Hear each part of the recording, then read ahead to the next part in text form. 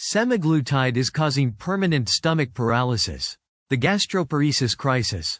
Welcome back to the Real Bio Protocol. Cold open, she used to eat steak dinners with her husband every Friday night. Now, Sarah Mitchell survives on 3 tablespoons of baby food, if her stomach doesn't reject it completely. 47 years old, former marathon runner, mother of 3, she took Ozempic for 8 months to lose 30 pounds before her daughter's wedding. She lost the weight. She also lost the ability to digest solid food. Permanently. And here's what should terrify you. Sarah isn't an outlier. She's not a rare case. She's one of thousands, tens of thousands, a number so large that when independent researchers finally pulled the FDA's adverse event reporting system data, what they found was so disturbing that 3 separate gastroenterologists broke their silence to speak with investigative journalists. The FDA had the reports. They had them for 18 months. 18 months of people losing their digestive function, being hospitalized, having surgery, watching their stomachs turn into paralyzed organs, and the agency said nothing. Published nothing. Warned no one. Novo Nordisk knew. The FDA knew. Your doctor probably didn't. This isn't a conspiracy theory. This is documented. This is in the FAERS database. This is in published literature.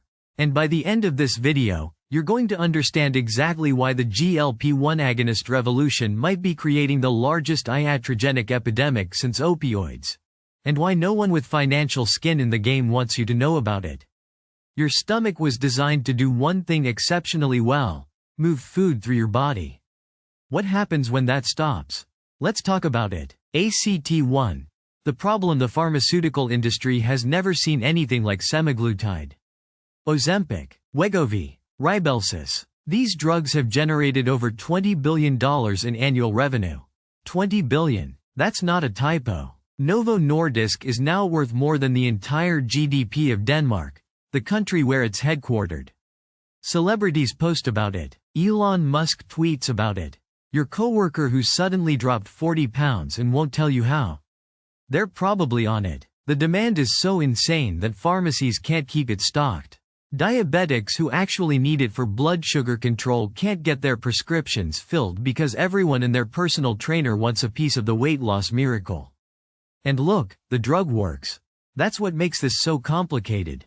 GLP-1 receptor agonists genuinely reduce appetite, genuinely help with weight loss, and genuinely improve metabolic markers. The science on that is solid. No one credible disputes it. But here's what the mainstream narrative leaves out. The way semaglutide works is by slowing gastric emptying. That's not a side effect, that's the mechanism. The drug literally tells your stomach to stop moving food through at a normal pace. It activates GLP-1 receptors in your gut, your brain, your vagus nerve, and it essentially puts your entire digestive system into slow motion. For most people, this means they feel full longer. They eat less. They lose weight. For some people, and the number is growing every single month, this means their stomach never speeds back up. The brake gets stuck. The signal never turns off. And they develop a condition called gastroparesis, where the stomach loses its ability to contract and push food into the small intestine. Gastroparesis isn't discomfort. It's not feeling a little bloated after Thanksgiving dinner.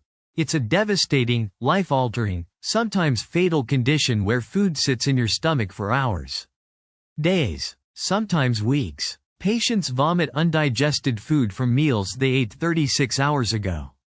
They become severely malnourished. They develop B-zores, hardened masses of food that can only be removed surgically. They end up with feeding tubes. Some end up with their stomachs removed entirely. And the medical establishment told us this was rare. They said the risk was minimal. They said the benefits outweigh the risks for the vast majority of patients. But the adverse event data tells a different story. Between 2018 and 2023, reports of gastroparesis associated with GLP-1 agonists increased by over 500%. Not 50%, 500%. And that's just what got reported. And we know from FDA research that the FAERS system captures maybe 1 to 10% of actual adverse events. Do the math on that. It's not pretty. ACT2, The Hidden Truth in July 2023, A research team from the University of British Columbia published a study in the Journal of the American Medical Association that should have been front-page news. They analyzed insurance claims data from over 16 million patients across the United States and Canada. What did they find? Patients taking semaglutide were 9.09 times more likely to develop gastroparesis than patients taking bupropion naltrexone, another weight loss medication. 9 times. Not a slight increase. Not a marginal bump. 9 times the risk. They were also nearly 4 times more likely to experience intestinal obstruction and over 3 times more likely to develop biliary disease. These aren't minor findings. This is a massive epidemiological signal. But here's where it gets really disturbing. When independent researchers filed FOIA requests to access the full scope of adverse event reports submitted to the FDA, they discovered something that should make your blood pressure spike. The reports were there. They had been there for 18 months. Patients, doctors, and hospitals had been submitting gastroparesis cases linked to semaglutide since early 2022 in significant numbers. The pattern was clear. The signal was undeniable. The FDA sat on it. No safety communication. No label update. No warning letter to healthcare providers. Nothing. Why? Follow the money. Novo Nordisk is one of the most powerful pharmaceutical companies on the planet. The GLP-1 agonist market is projected to hit $100 billion by 2030. The FDA approved semaglutide for weight loss under an accelerated pathway. They have every institutional incentive to protect this drug class. And here's what's even more troubling. The FDA's own researchers published internal analyses suggesting that the true rate of serious gastrointestinal adverse events might be 10 to 20 times higher than clinical trial data indicated. This was in internal documents. It never made it to a public warning. Dr. Christine Nguyen, a gastroenterologist at Stanford, told the British Medical Journal that she's seeing 3 to 5 new semaglutide-related gastroparesis cases every single month at her clinic alone. These are patients who took the drug for a few months, stopped, and their stomachs never recovered. Some of them are facing permanent damage. And they had no idea this was a possibility because no one told them. The clinical trials that got Ozempic approved? The gastroparesis rates were listed as under 1%. What the trials didn't measure was what happens when patients stop taking the drug, whether the gastric slowing reverses. That data point wasn't collected. It wasn't required. It should have been. ACT3. The mechanism. Let's get into the biology, because once you understand what GLP-1 agonists actually do to your nervous system, you'll understand why this isn't surprising, it's predictable. Your stomach isn't just a bag that holds food. It's a muscular organ controlled by one of the most complex neural networks in your body. The enteric nervous system, sometimes called your second brain, contains over 500 million neurons that coordinate every aspect of digestion. When to contract, how fast to empty, what signals to send to your brain about fullness and hunger. GLP-1, glucagon-like peptide 1, is a hormone that your gut naturally produces after you eat. Its job is to tell your body, hey, food is here, slow down, digest this, stop being hungry. It's a regulatory mechanism, a brake pedal. Semaglutide is a synthetic version of GLP-1 that's been modified to last much longer in your body. Natural GLP-1 has a half-life of a few minutes. Semaglutide's half-life is about 7 days. That's 168 hours of brake pedal pressure on your digestive system. The drug works by binding to GLP-1 receptors in multiple locations. The hypothalamus, where it suppresses appetite. The pancreas, where it stimulates insulin release. And critically, the stomach and vagus nerve, where it dramatically slows gastric motility. For most people, when you stop taking the drug, the receptors eventually return to normal function. The brake releases. The stomach starts moving again. But here's what happens when it doesn't. Chronic exposure to supraphysiological levels of GLP-1 receptor activation can cause something called receptor downregulation. The cells literally reduce the number of receptors because they're being overstimulated. This is biology 101. Your body adapts to constant signals by turning down its sensitivity. When you then remove the drug, those receptors don't just snap back overnight. In some patients, they may never fully recover. The neural signaling between the brain, vagus nerve, and stomach becomes permanently altered. Additionally, and this is crucial, semaglutide appears to have direct effects on the interstitial cells of Cajal. These are specialized pacemaker cells in your stomach wall that generate the electrical signals causing coordinated muscular contractions. Early research suggests that prolonged GLP-1 agonist exposure may damage or alter these cells in ways that persist after drug discontinuation. A 2024 paper in Neurogastroenterology and Motility found that rats exposed to long-term GLP-1 agonist treatment showed persistent changes in gastric motility even 12 weeks after cessation. Their stomachs had literally been remodeled. We don't have the long-term human data yet because these drugs haven't been widely used for long enough. But the mechanism is there. The biological plausibility is crystal clear. When you artificially suppress your stomach's movement for months or years at a time, you are not just temporarily slowing digestion. You are potentially restructuring the neural and cellular architecture of your gastrointestinal system. And no one told patients this was even theoretically possible before they started injecting. ACT4, real-world application. So what should you actually do with this information? First, if you're currently taking semaglutide and experiencing any of these symptoms, persistent nausea, feeling full after eating tiny amounts of food, vomiting undigested food hours after eating, severe bloating, acid reflux that won't quit, you need to get a gastric emptying study. That's the gold standard test for gastroparesis. It's non-invasive. It measures how quickly food leaves your stomach. If your emptying time is significantly delayed, you have objective data about what's happening.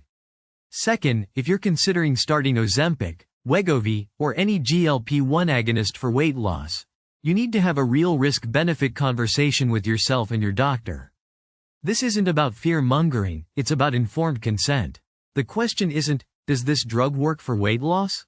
It does. The question is, what are the potential irreversible consequences, and am I willing to accept that risk?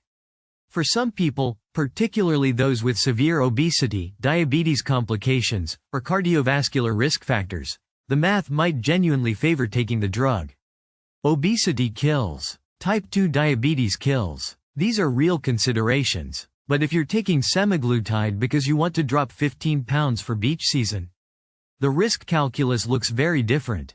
You're accepting potential permanent gastrointestinal damage for cosmetic weight loss that could be achieved through dietary modifications and exercise. Third, if you do decide to take these drugs, consider the lowest effective dose for the shortest possible duration. The data suggests that longer exposure and higher doses correlate with worse outcomes. The standard protocol of titrating up to maximum doses and staying there indefinitely may not be optimal from a safety perspective. Fourth, work with a gastroenterologist, not just your primary care doctor or an online telehealth prescription mill. Many physicians prescribing these drugs have no specialized training in gastrointestinal medicine and may not recognize early warning signs of gastroparesis until serious damage has occurred. Fifth, document everything. Keep a food diary. Note your symptoms. If something goes wrong, you'll need records. The pharmaceutical companies have teams of lawyers. You need evidence. And sixth, and I cannot stress this enough, do not assume that stopping the drug means you're safe. Some of the worst gastroparesis cases occurred after patients discontinued semaglutide, thinking they were done with treatment. The damage had already been set in motion. ACT5. The bigger picture here's what this is really about. We are living through an unprecedented pharmaceutical experiment, and most people don't even realize they're the test subjects. GLP-1 agonists were approved for diabetic populations based on trials of a few thousand people followed for a few years. Within 5 years of weight loss approval, tens of millions of healthy people were injecting these drugs chronically, something the original trial designers never intended or studied. We are generating the long-term safety data in real time, using the general public as our research cohort. And who benefits from this? Novo Nordisk's stock price has quintupled. Eli Lilly, which makes the competitor drug tirzepatide, is now the most valuable healthcare company on earth. Executives are making hundreds of millions of dollars in compensation. Telehealth companies that do nothing but prescribe these drugs are valued in the billions. Who suffers when things go wrong? Sarah Mitchell. And thousands of patients like her who were never told that the drug designed to make them feel full might make them unable to eat at all. They weren't warned. They weren't given informed consent. They were told it was safe because the FDA said it was safe and the drug companies said it was safe. Meanwhile, the adverse event reports pile up. The lawsuits are starting. The regulatory agencies are finally, belatedly, considering label updates, years after the signal was clear. This is the system working as designed. The profits flow to corporations. The risks flow to patients.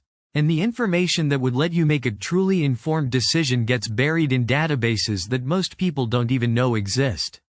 You deserve better than this. You deserve to know what you're putting in your body. You deserve to understand the mechanisms, the risks, the unknowns. That's why channels like this exist. That's why we dig through the data that mainstream health media ignores. Because your body isn't their profit margin. Your digestive system isn't an acceptable casualty in their shareholder reports. Your health isn't negotiable. The science is out there. They just don't want you finding it. That's why we're here. This is the Real Bio Protocol.